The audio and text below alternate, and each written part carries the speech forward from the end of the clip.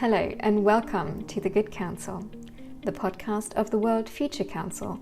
In each episode, we'll highlight current challenges and policy solutions.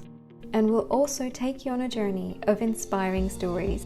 Listen in to another of our intergenerational dialogues from around the globe. My name is Annika. I'm a consultant at the World Future Council.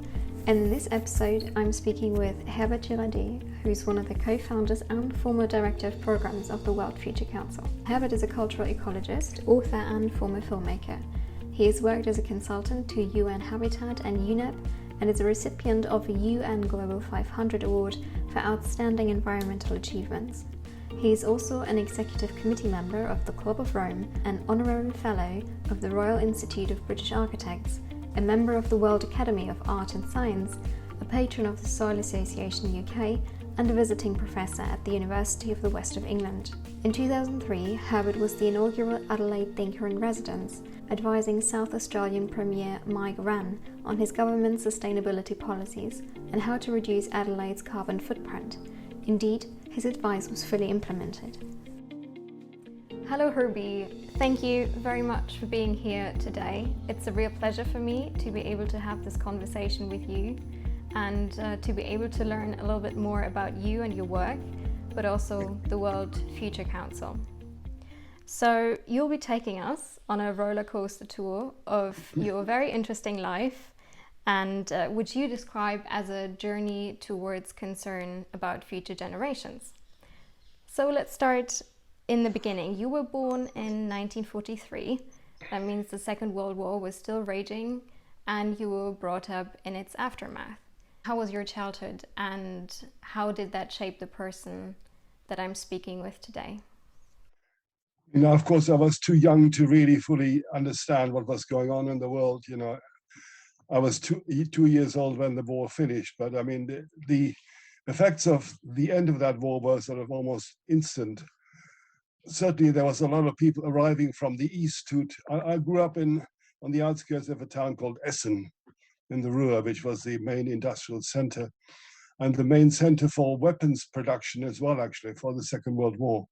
Particularly companies like Krupp and Thyssen produced the guns and the tanks and so many other weapons that were used in the war.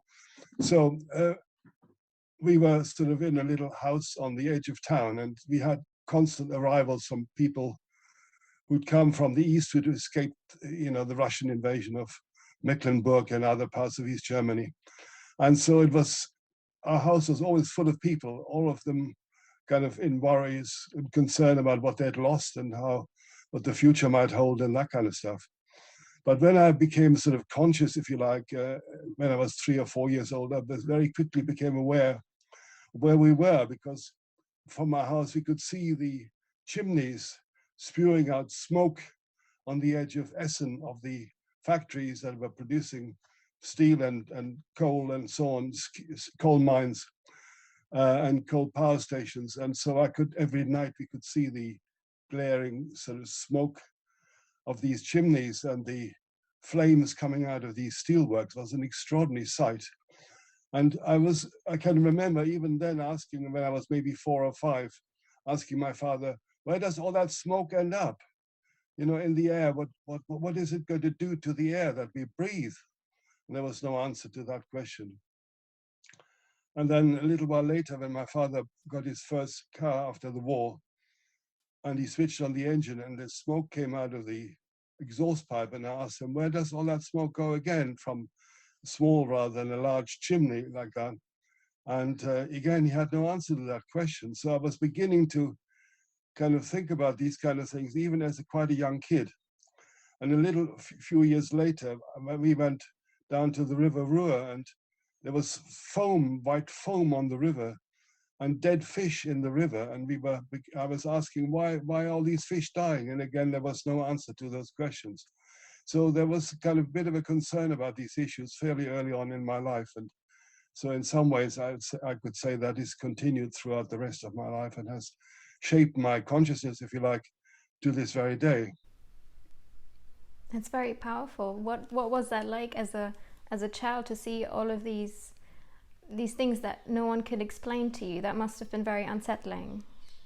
Well, it was a bit unsettling. Of course it was. I mean, of course, it wasn't all what life was all about. And we also had wonderful things going on. I mean, we were living on the edge of a forest, and I was always climbing trees, and I was always out in the garden helping to grow vegetables and stuff like that. So it was not all, doom and gloom by any means. But I mean, that was part of the story of my early childhood experiences.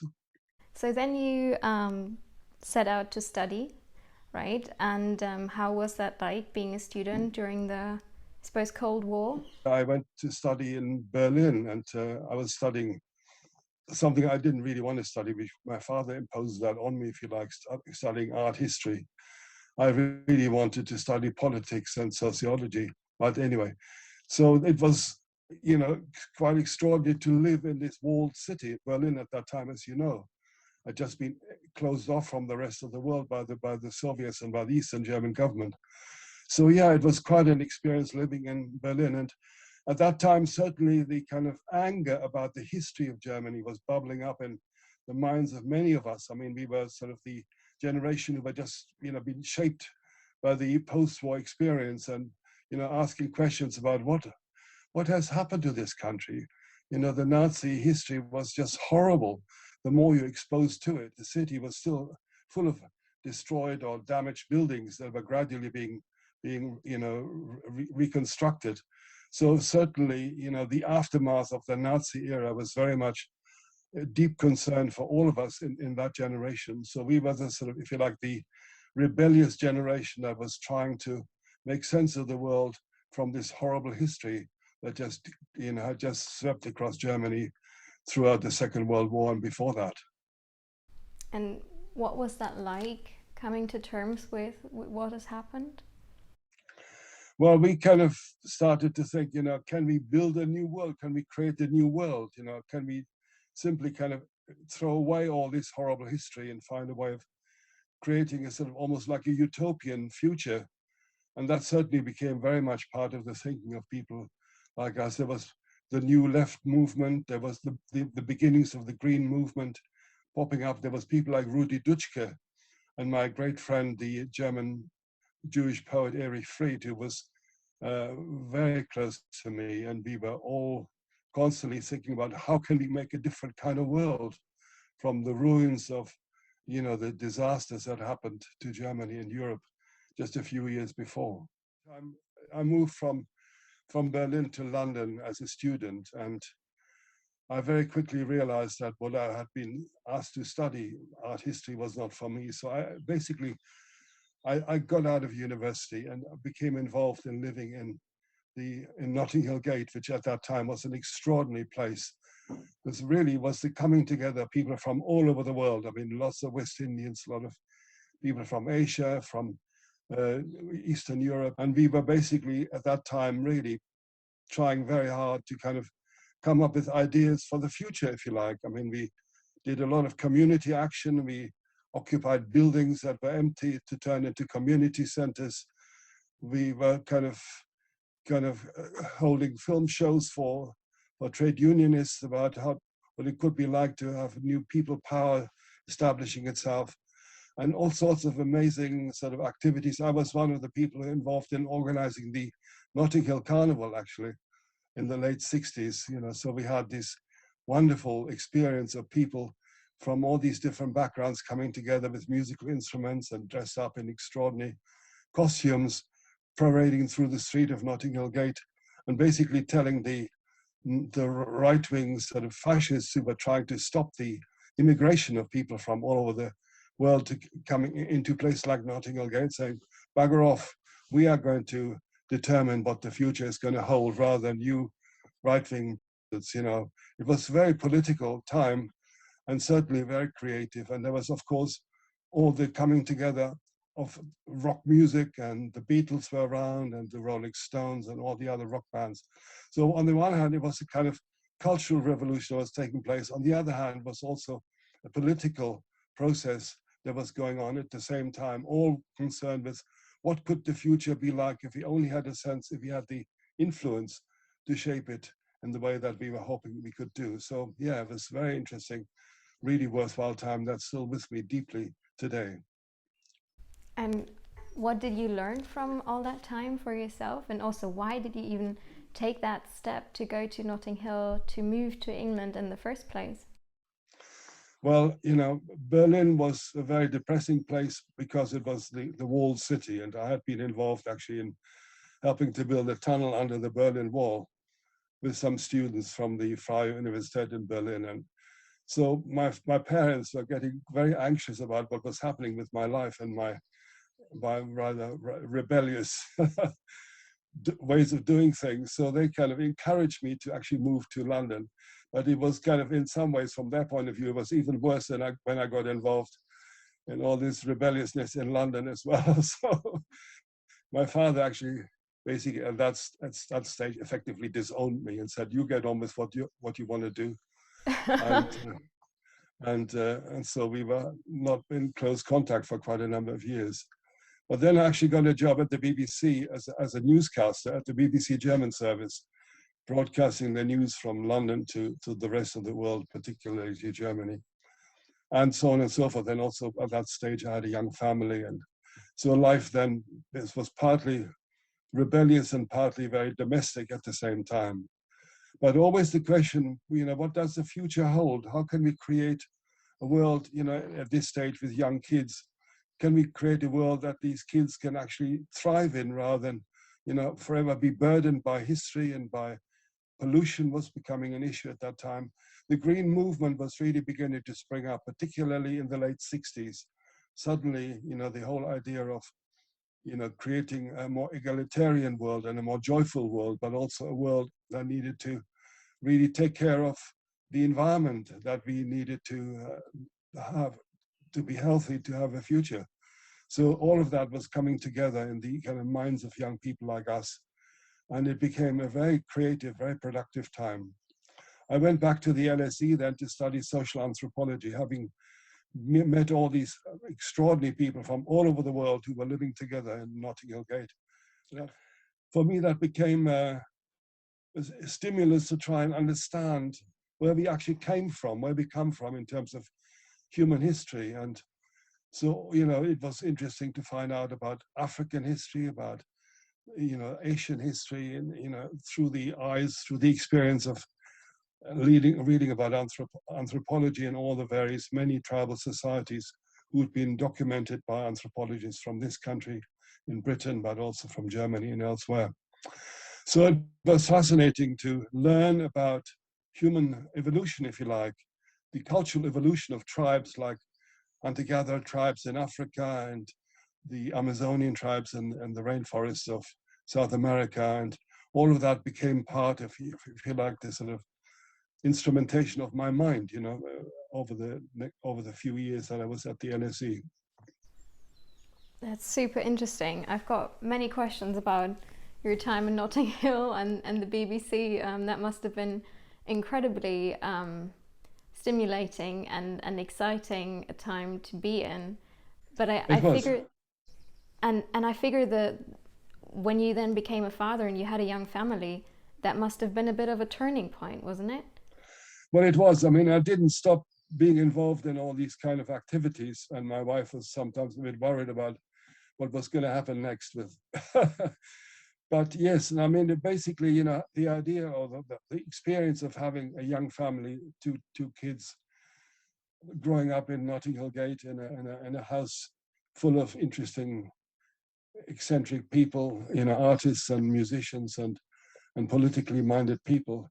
Yeah, so I mean, it was kind of a mixture of, on the one hand, really making sure of, a young family and the well-being of our kids. On the other hand, if you like, the well-being of the world all around us, and so that kind of, these two strands were always woven together in various different ways. And did you hang out often? Hang out? What do you mean hang out? Like, did you spend a lot of time with them? Did you have any communal activities? Well, not so much in the house, but I mean, I was at that time involved in something called the People's Association, where basically we'd taken over 4 buildings in Powers Square in Notting Hill Gate for the purpose of creating a community centre.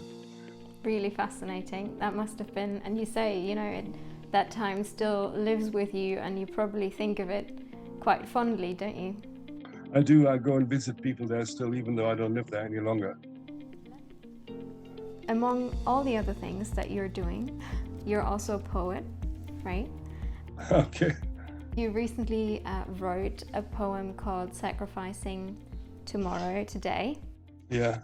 And I think it'd be really lovely if you would do us the honor and read that out loud.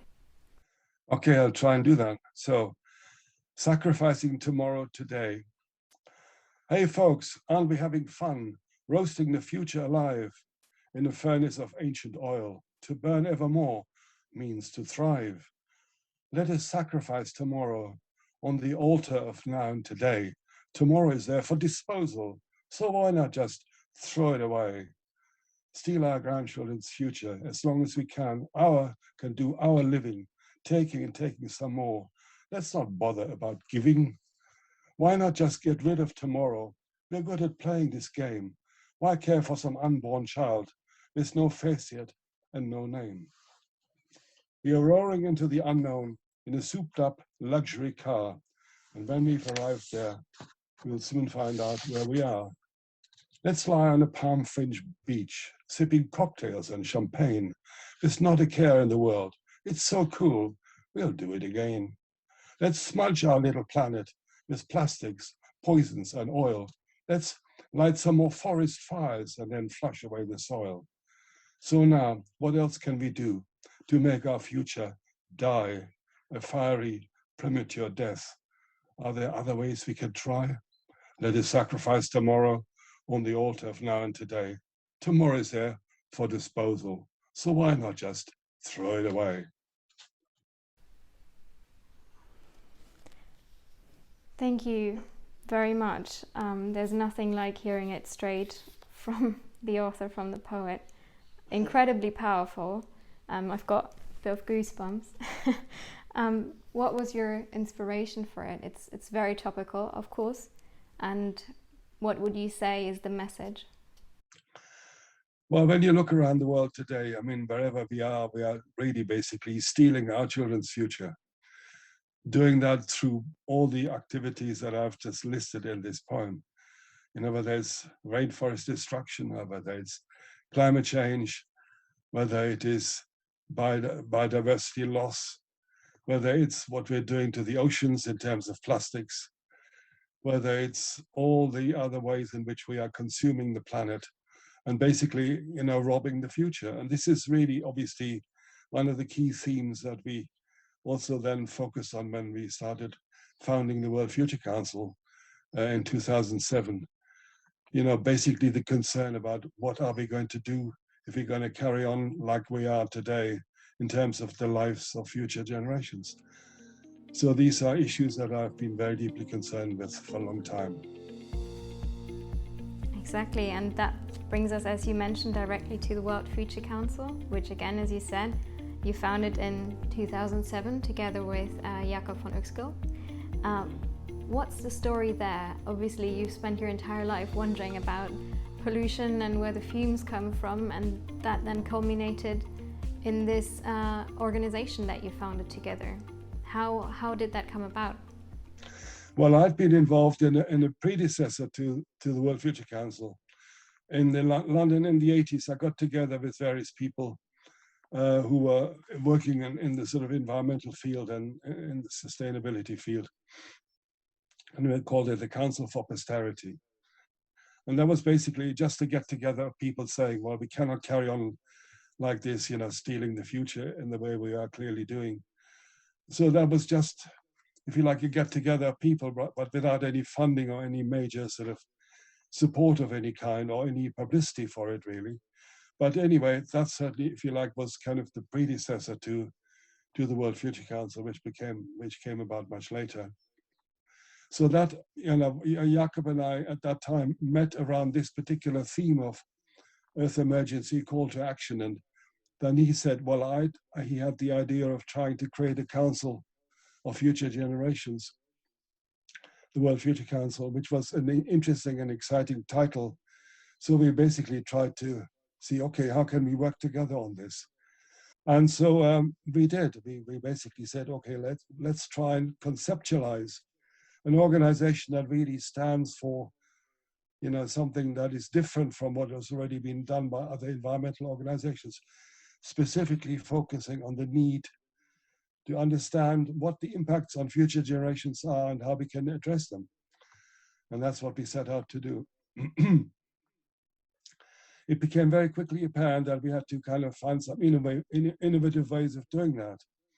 So one idea was to say, okay, I'd been working with the UN Habitat, that's the United Nations Organization for Human Settlements, on what we call best practice initiatives, how cities that are suffering pollution effects or that are suffering from loss of industries or whatever, and find practical ways in which to turn them around. And so we compiled, this was for UN Habitat, compiled together a list of initiatives in cities around the world under the label of best practices.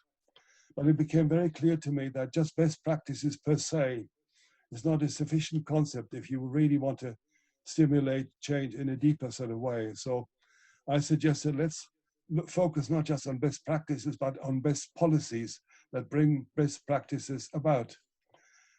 So when we first started the World Future Council, I managed to find a researcher who was a very, very bright young guy called Miguel Mendonça, and we asked him to put together a first brochure called Policies to Change the World.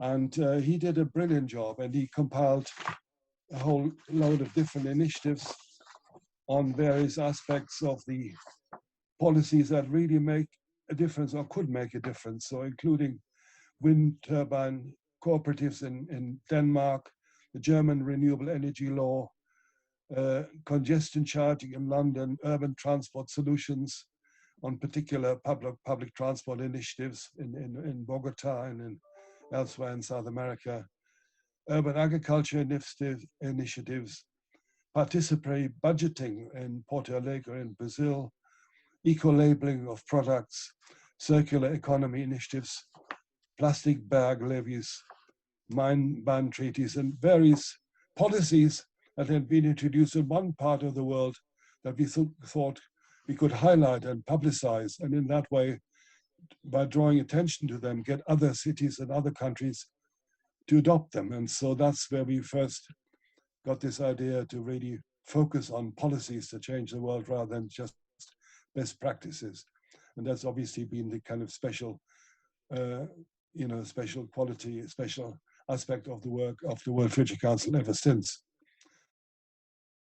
That's, I mean, as you say, that's a very innovative idea, hasn't been done before, the focus on policies specifically.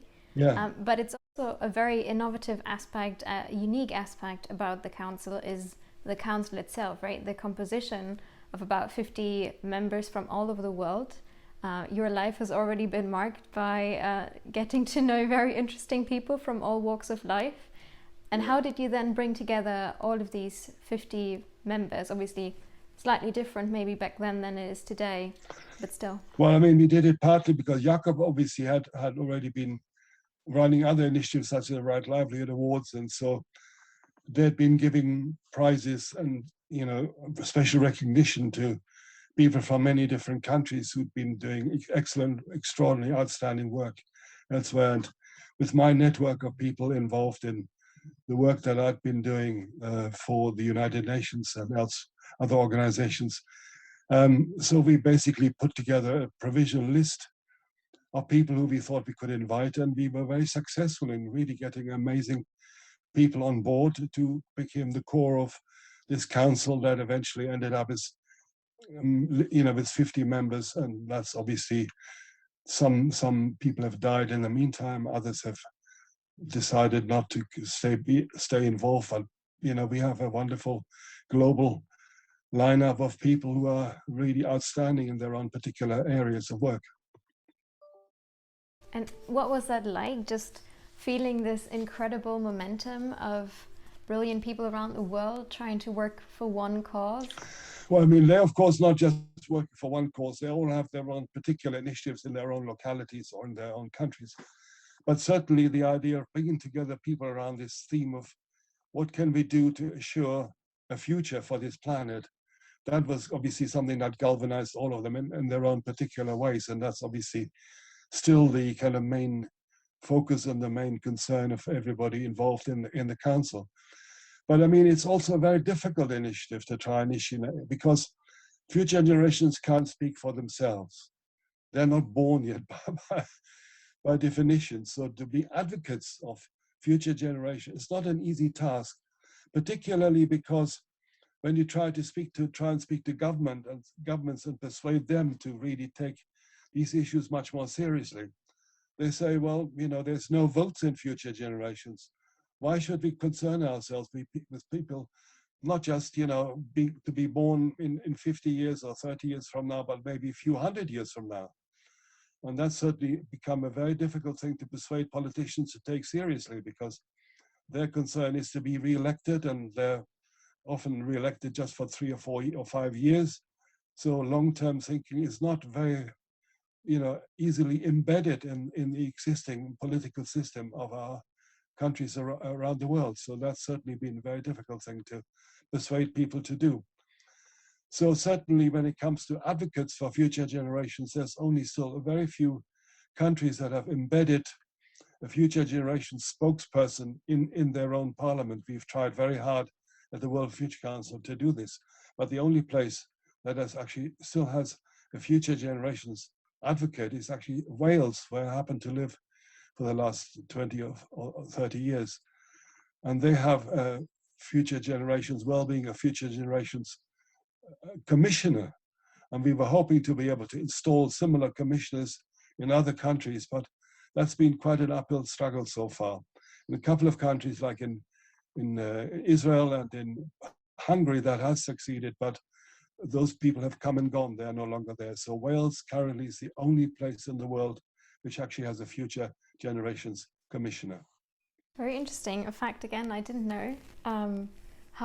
What work does that commissioner do? And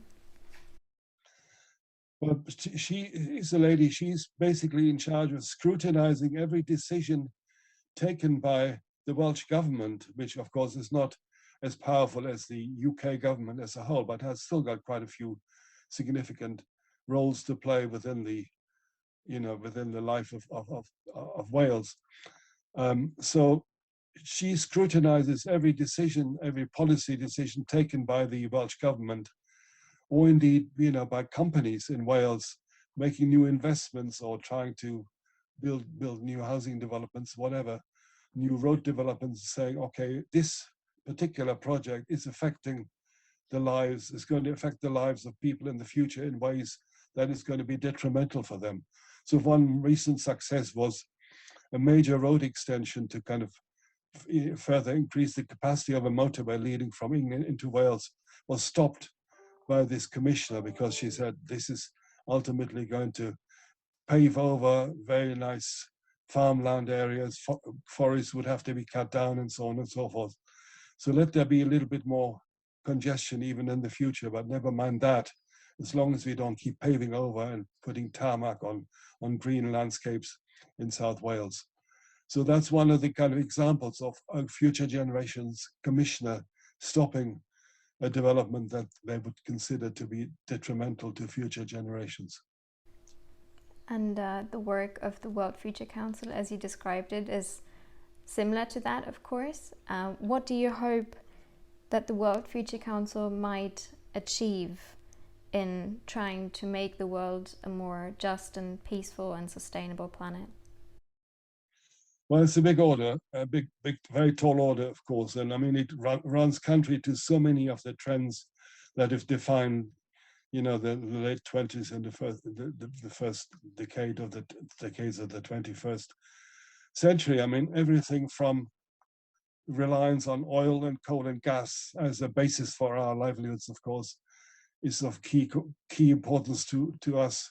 So, I mean, one of the great success stories we had at the World Future Council was actually to introduce policies that had first been adopted in Germany and before that in Denmark, feed-in tariffs for renewable energies, to speed up the introduction of solar and wind and wave power. And that was, in Germany, was achieved by the coalition government of the bring together Schroeder, around the turn of the century, the Social Democrats under Schroeder, together with the Green Party, and the Green Party insisted they will not allow themselves to be involved in this coalition government unless there was going to be a significant new initiative on introducing and speeding up renewable energy. So that ended up as a feed-in tariffs policy. And that we then said, well, this is not just important to Germany, but why not introduce it in the UK as well? And we succeeded with that. The World Future Council, together with other environmental groups, managed to persuade the government of Gordon Brown in 2009 to introduce feed-in tariffs for solar and wind power in Britain as one of the major successful policy initiatives that we had ever since the founding of the World Future Council. And so many of the solar roofs you now see on the walls and on the roofs of British houses stem back from having had that success with feed-in tariffs in the UK. I also managed to do the same in South Australia when I was working, not so much with the World Future Council, but independently as a consultant there to try and turn around a city region in South Australia in 2003. So that's been a very major success story there as well. Yeah, I mean, incredible success stories and something to be very proud of, I guess. You mentioned a little while ago, of course, the difficulty in trying to achieve so much change and that it's a very tall order. Have you ever lost hope looking at how the world is structured and how we're still continuing walking down the beaten path of destruction in a way, while we technically have solutions and ways to be more regenerative? Have you lost hope in that sense? Well, when you see daily reports about melting ice and burning forests and eroding soils and plastics in the ocean, so certainly the continual onslaught of these news from around the world is very disheartening indeed, of course. And so certainly, particularly regarding climate change, we are, of course, in a very difficult situation now. And I mean, the trends are still in the wrong direction, even though on the positive side, we are reading daily news about new initiatives on speeding up renewable energy. Renewable energy has become cost effective. That is a remarkable and amazing new development that's taken place in the last 20 years or so. And so certainly now we are seeing a very significant initiatives in speeding up wind and solar and tidal power elsewhere around the world. But there's still more investment and financial support, policy support from governments around the world for fossil fuel energy. And until that changes, the trends are still going to be in the wrong direction. And the worrying thing is, of course, it's not just energy development in countries like the United States, under Trump and so on, all the fracking that's been going on there. That's now being slowed down to some degree under the new government in America. But then there are poorer countries, for instance, Ghana or Mozambique. They've both had oil discoveries and gas discoveries in recent years. So are you going to tell them now, okay, stop all that, switch off all the pumps and only go for renewable energy? It's not going to happen. So certainly, however hard we try to say, okay, from now on, there's not going to be any more coal or gas or oil development on the planet. It's only going to be renewables. It's still an incredibly tall order. So this is just one of the examples of where you say, okay, meanwhile, the impacts on the climate are so horrendous now and so scary that however hard we try, we are not going to speed this up sufficiently to turn the global picture around fast enough. So we are already about 1.2 degrees above the pre-industrial levels of temperature on the planet, and the world community says it mustn't go beyond 1.5. It remains to be seen what happens to the at the conferences that are going to be held, particularly one in Britain, in Glasgow at the end of 2021, and whether that's going to further speed up the introduction of renewables. But even if we did that, we still have a problem of carbon sequestration. twice as much carbon is being pumped into the atmosphere is actually being absorbed by the biosphere. And that's the critical issue today. So instead of replanting and regenerating forests, when you look at what's happening in the Amazon, where more and more of the rainforests are being cut down or burned down in order to produce soybeans and gold mining and timber for urban development elsewhere. So, things are looking fairly grim, I have to say, but I wish I didn't have to say that, because I mean, I'm at heart, I'm a very optimistic person, but by and large, when future generations are going to ask us, what have you done to really speed up change? For the moment, the answer has to be not enough, not fast enough, we haven't been influential enough at this stage, but we can only hope to continue to make a difference. We cannot give up, in my view, and I'm certainly not willing to do so myself. So you're still hopeful? Yeah, I mean, we have to be realistically hopeful. And obviously there are other aspects of all this. Human numbers are enormous, unprecedented.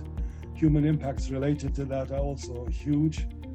So it's not just, there's often a discussion about, the problem of the world are human numbers, but it's human numbers plus impacts that really convey where we are going on the planet. And so for the moment, the picture is looking pretty scary, I have to say.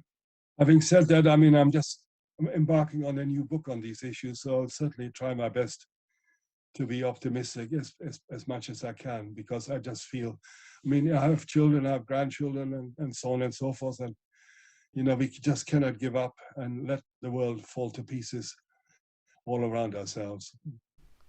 So what would you tell people in everyday life? What can they do? Do you have any advice for them? Well, obviously, there's a lot we can do at the level of personal action. I mean, obviously, the question of plastics in our daily lives is very hard to deal with. And so certainly, there's a lot of initiatives on conscious and, awareness raising in consumerism. And that is very important. And certainly we have seen a lot of stuff going on in this area. More people obviously relying on less, there's quite a trend in less meat consumption, moves towards more vegetarian or vegan living. That's a significant trend in the developed countries, certainly, no doubt about that. But the issue really is personal action can only go so far. I did a book after we did this TV series, Far From Paradise, with my colleague John Seymour. We were kind of quite concerned what we'd been filming over these 3 years. This goes back 30 years now, in the late 80s. So we did a book called Blueprint for a Green Planet, which was all about personal action to change the world, and for a major international publisher. And it came out in 15 language editions around the world, which was great. But it was also, when we finished writing the book, I tried to persuade the publishers, okay, so it's all about personal action, but what about collective action? And they were very unwilling to allow us to have a chapter in the book about collective action, because ultimately it's not good enough just us going to the supermarket and being more conscious in the way we choose things. We need to ultimately influence government policy on what type of products we should be allowed to buy, and what the impacts would be of these products, whether it's the chemicals going into the production process, or beyond that, the chemicals in the food production systems, pesticides and herbicides and so on. So ultimately, individual action only goes so far, which is quite right for the World Future Council to have chosen to go for policies to change the world. So that is certainly still the critical issue today. But beyond personal action, I think what I've started to focus on, above and beyond an urban focus, which has been my focus for many years, is beginning to look at the need for reframing economic systems. And there the particular concern is the fact that in the prices of products that we pay today, many of the externalities, of the environmental externalities that we cause through our consumption processes, are not included in the price of products. So for instance, if I buy a litre of petrol in the petrol station in the UK today, I pay £1.30 or so per litre. But in reality, the environmental impacts, if they're fully priced into the price of the petrol I buy, it should probably be £5 or £6 or £7 if you included air pollution and its impacts locally within our cities or regional impacts, or indeed the wider impacts on climate change. Once you factor all that in, which is now possible, I mean, economists are doing this kind of work, the price would have to be 3 or 4 times higher than that.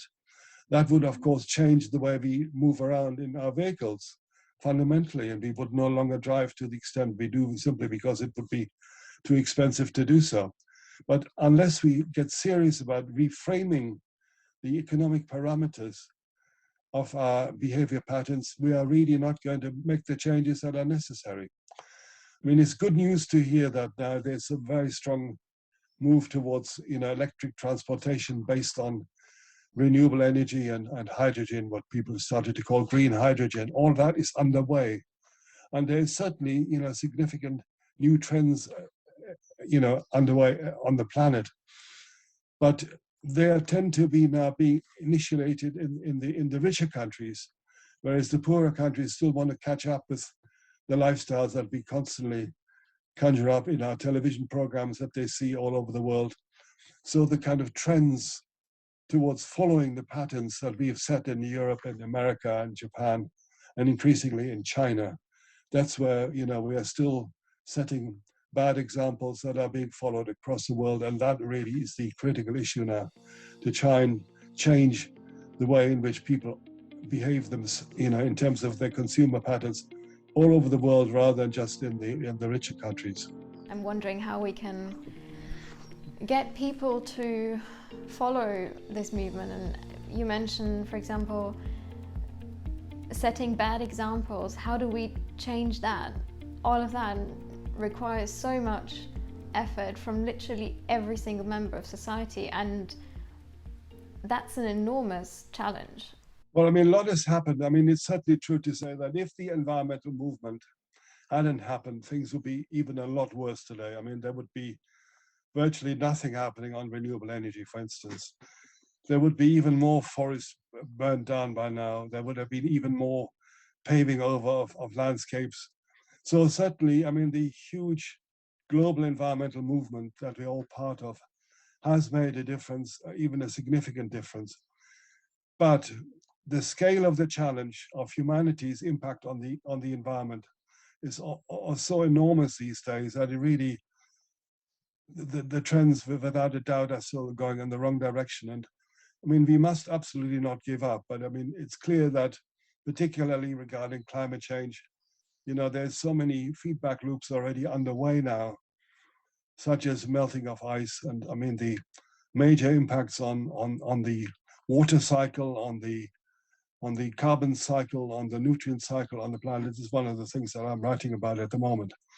The big cycles, the flows of resources and matter through the planet, all being in one way interrupted through our human activities.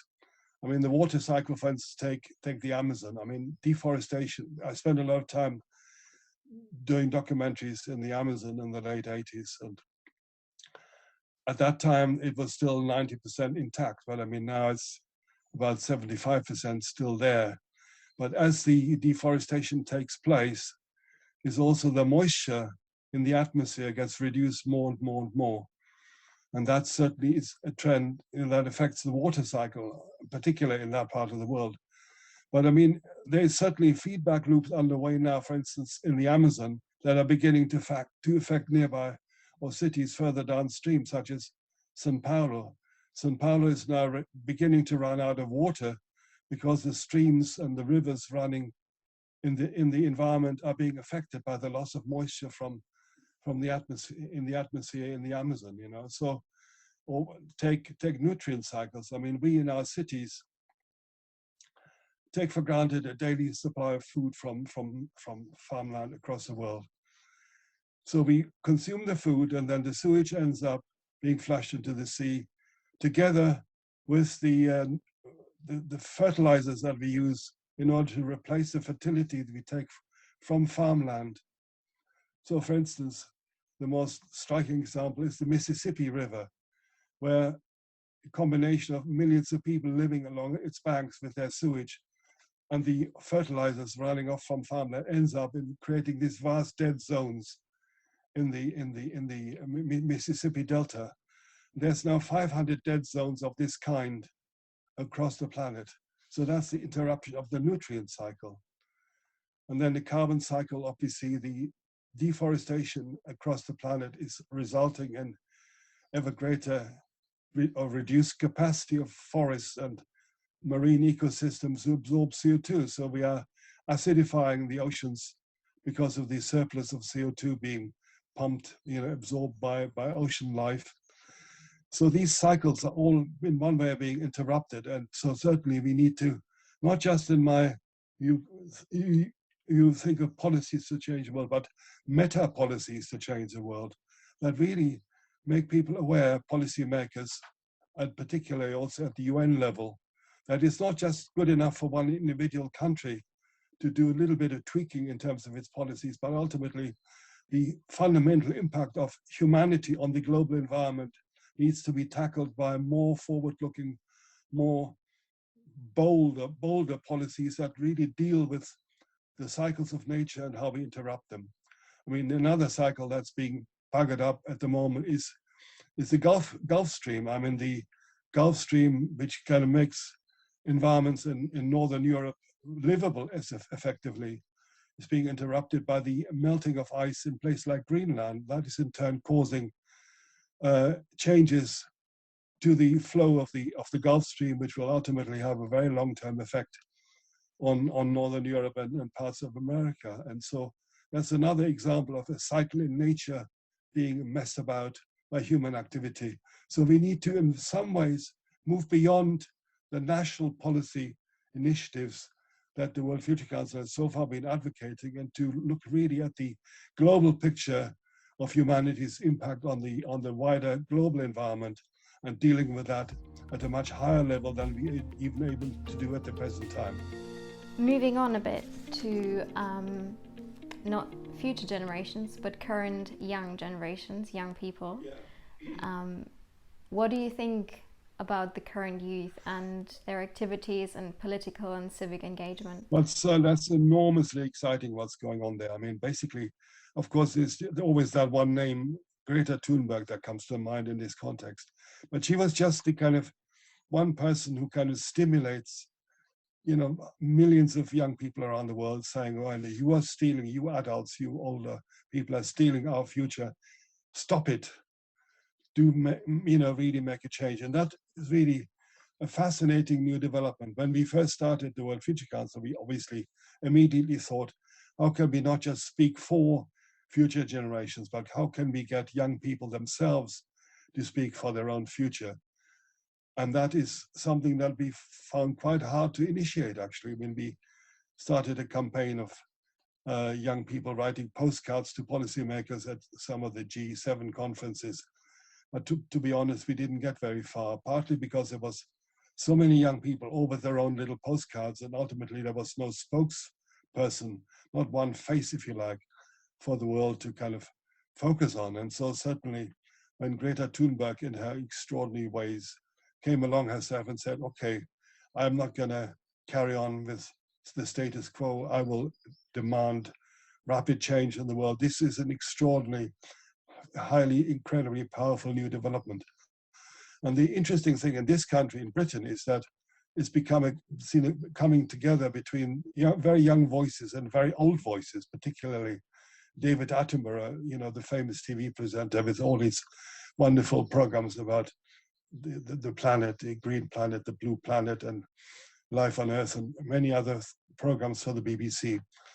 He's kind of teaming up now with, as a 94-year-old man, with the 18-year-old Greta Thunberg and her compatriots, and say, jointly, the very old and the very young come together and will make a difference. We are determined not to let the planet fall into total decay. So this is an extraordinarily important development. And then, of course, the Extinction Rebellion coming together with that as well. So all of that is very heartening and very important. It's just a question of, can it be effective enough, fast enough in order to make the really significant difference that we now need on the planet. That is very exciting. And we also try this sort of intergenerational dialogue you just mentioned. Yes, you quite. and me. This is also part of a series that we're doing with old and young, so to say.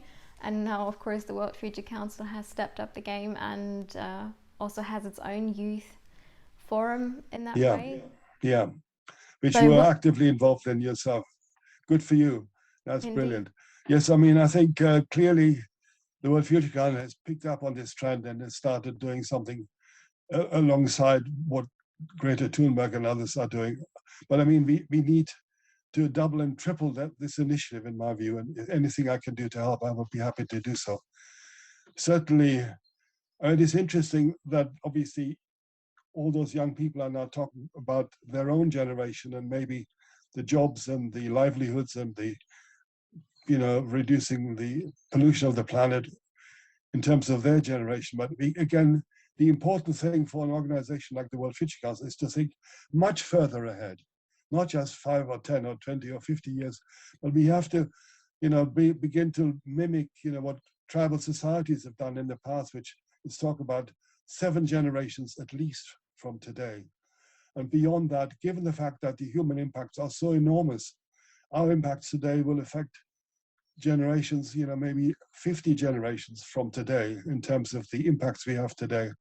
So in terms of campaigning, we need to think beyond what is happening with young people today, but really way beyond that into this fairly distant future. And that's certainly a particularly hard task to try and implement. Yeah. So in light of all of what you just said,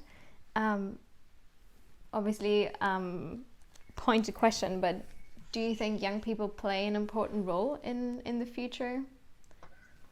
Young people are playing a crucially important role, and I think, we haven't probably seen the full manifestation of that just as yet, because as young people get more informed, and which is obviously happening increasingly through social media in particular, about the sheer severity of what we are doing to life in the future, without a doubt, they will raise their voices even more loudly than they already have. I think we are going to see a lot more powerful stuff coming from young people in America. At the inauguration of Biden, that young poet, what's her name again? Amanda Gorman. Gorman, yeah. I mean, that's yet another very powerful voice. She's about to publish her first book of poetry. So certainly, all of that put together, all the initiatives that we are seeing right now, whether it's existing established environmental campaigning, whether it's initiatives at the UN level. I mean, certainly the UN hierarchy is now talking very loudly and very clearly about the deep concerns about climate change. But all of that needs to be reinforced even more vigorously by young people making demands for change, and deep change rather than shallow change, which is typically what tends to happen. I mean, there's good stuff happening in many places. Just in the last few days, we've heard about campaigners within companies like Shell and BP and Exxon, basically saying you have to change the policy of these energy-focused companies in ways that really prioritize renewable energy. So that certainly was stimulated to some extent by young people making demands of decision makers, but we still need even more of that in order to make the real difference that's needed. And also in that same vein, obviously, the judgment by the German Constitutional Court also focuses on that and the concern about future generations and the impact of what we're doing today on what they will one day experience. So we really see this rise and increase in, as you say, young people having their say and making their voice heard very strongly. But do you have maybe any piece of advice for young people? You've sort of mentioned already the outlook into the future even more. Well, I think we need to find new ways of challenging governments and companies in courts. I mean, a good friend of mine started, an initiative on ecocide in Britain some years ago, and she's sadly no longer with us. But I mean, that kind of initiative saying basically, the fact that we are now damaging ecosystems in ways that, are almost the same as concentration camps for nature. This is something that we need to really draw attention to, that we are killing nature. Nature has a right to exist, and we need to find legal means by which to assert that viewpoint in new ways and more radical ways than is currently the case. So far, I haven't heard about any major court cases concerning ecocide, for instance, the wholesale removals of large areas of rainforest, for instance. But certainly we need really significant legal initiatives in this area, and we are certainly going to have a lot more of that in the years to come. I'm sure young people in particular, will pick up this particular baton and run with it. But that's certainly something that I think the World Future Council could get stuck into in new ways. Is there anything that you would ask of young people today? Is there anything that we can ask of them at all, given that they are already inheriting a planet that's less inhabitable than it was decades ago? Well, the problem with asking young people these kind of questions is basically they are not the cause of what's happening on the planet. They're only inheriting the damage and the processes that are causing these destructions taking place. So certainly, they have a moral right. I think the morality of what we're doing on this planet, the ethical perspectives need to be brought out even more strongly. I recently did a lecture called The Arrogance of Humanism. We human beings somehow seem to think that we are the lords and masters of this planet, and we are only one species against millions of species. I think that perspective for young people to realize that, we are really in need to profoundly rethink the ethical perspectives of how humans live on this planet. That needs to come to the fore even more strongly than is currently the case. So there's legal issues, there's challenging the economic systems and the externalities that we refuse to incorporate in the price of the products we pay, the ethical perspectives. All of this needs to be brought together in a vigorous new way, above and beyond where we already are in terms of our campaigning initiatives.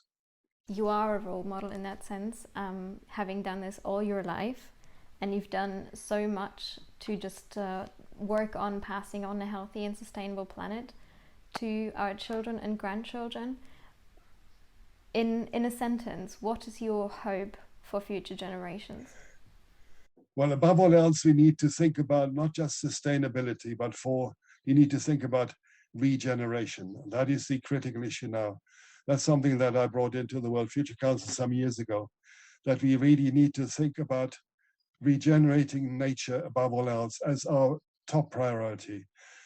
I mean, rainforests in particular, this is the critical issue, but I mean, we are rewilding farmland, changing the way we kind of look at the way we supply ourselves with food, relying on a much less meat-based diet, looking at the oceans in particular, where there's this disastrous impact underway. So young people certainly need a big picture. And the more we could find ways at the World Future Council to help provide them with a big picture, and then the entry points about how to change the picture, that is such an important thing today. It's so difficult for young people to say, okay, we are victims of you older generations. Now, what can we do to make a change? I certainly think the kind of stuff that Greta Thunberg and the World Future Council Young People's Initiative have done is a good starting point. But ultimately, we need to, of course, get into education much more than we are at the present time. I mean, I think school education really hardly gives kids any kind of sense of the big picture of how we live in nature and how we relate to it and what the future holds. So certainly, kids also need to demand from their teachers about really understanding where we are at this moment in time. So that certainly would be another thing to emphasize, in this conversation. Okay, big question coming up. What is your hope for your legacy and the World Future Council's legacy for future generations? Well, basically that the World Future Council will have been seen as an organization that has really changed the global perspective of people in terms of, the need for policy change in particular, but beyond policy change, also philosophical and ethical change. I think policy change is great, but ultimately the deep underlying issues of how we conduct ourselves as a civilization needs to be come into the picture even more than is currently the case. And I'm certainly trying my best to contribute some perspective on that issue, and that's certainly what I'm going to be doing in the new book I've just started working on called Planet Change. I call it Planet Change rather than climate change. And that's certainly what I will try and contribute intellectually, if you like, to the work of the World Future Council and beyond, to also the other organizations that I'm also working with. So, it's not just only about policy change. That is very, very important, but it's about change of sentiment. It's about change of ethical perspective. It's change of the kind of outlook of civilization at this moment in time that we are really badly in need of. I mean, going right back to the beginnings of where we as a civilization come from, which is the Bible, where in the Old Testament it says we are masters of nature. And basically, we should subdue nature to the human will. That is no longer adequate as a concept. That's, I think, a starting point in terms of becoming a little bit more humble as a species than we currently are. And so certainly I'd say all of that needs to underlie the work of the World Future Council in the years and decades to come. And if I can make a little contribution to that, I'd be very happy to do so. Thank you very much for this very interesting conversation. I've learned so much, and it's been an absolute pleasure to have you. Thank you very much. Pleasure. Thank you for listening to this week's episode. We hope you enjoyed this inspiring conversation and will tune in again for more next time. This podcast is brought to you by the World Future Council, a foundation that identifies, develops, highlights and disseminates future-just solutions for the current challenges that humanity is facing. To support our work, find us at www.worldfuturecouncil.org, as well as on YouTube, Twitter, Instagram, Facebook, and, of course, in our next episode.